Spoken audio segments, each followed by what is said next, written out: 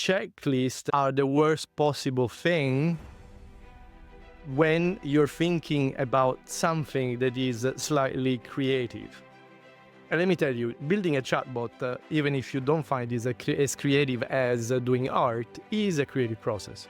So you can't embed checklists at that point. The design phase, we need to start thinking about how do I build my chatbot responsible at design stage. Right now, 60% of the amount of dollars spent in AI, 60% is spent in not development, in redevelopment. I spend more money in redeveloping than developing. Why? Because developers don't use responsible AI by design approach at design stage. I'm a simple guy. I will answer with the same letter all the time. So I guess to answer the question of ensuring ethical development, I would use two words. One is codes, and the other one is contingency. When you make a contingency plan, you make a plan. You start before you face a situation. So that's what we need to do with AI. And as Alessandro was saying, maybe we need to start before we do anything. Even before we develop a chatbot, we need to start thinking about what are the consequences before.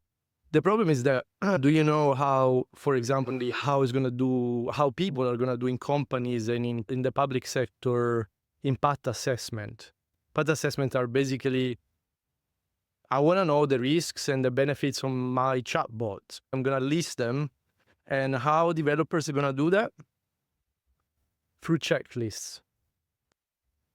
And checklists are the worst possible thing when you're thinking about something that is slightly creative.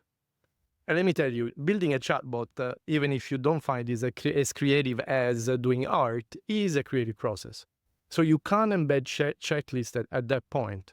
And Alessandro was saying, and other panelists were saying, we need to start thinking about how do I build my chatbot to be responsible at design stage. And why is that important? Because right now, 60% of the amount of dollars spent in AI, 60% is spent in not development, in redevelopment. So I spend more money in redeveloping than developing. Why? Because there is not a responsible AI by design, at design stage.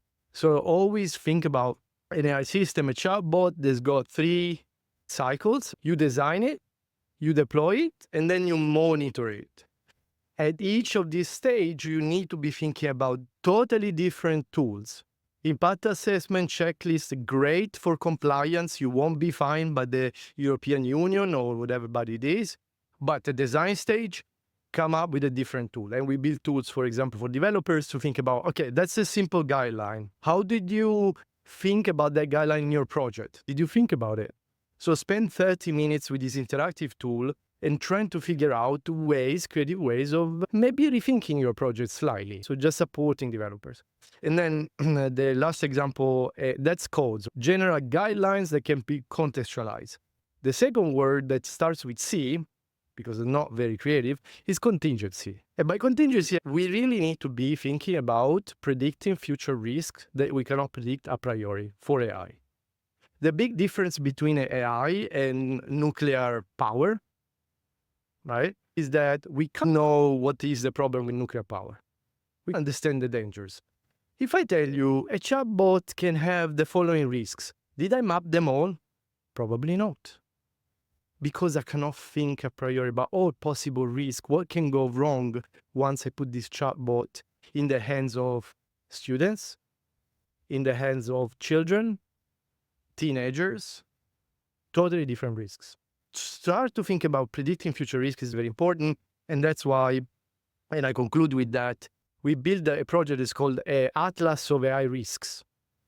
And basically there we show all the possible incidents that were reporting in the news and how these incidents were using AI for different types of things. Even uses that are considered low risk by the UAI Act, low risk, they result in real-world serious incidents.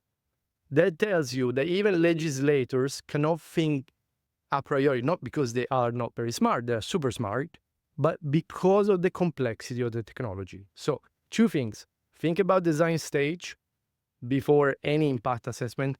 And second, you need to be comfortable with the uncertainty of AI. We cannot think about everything beforehand. And with that, I conclude.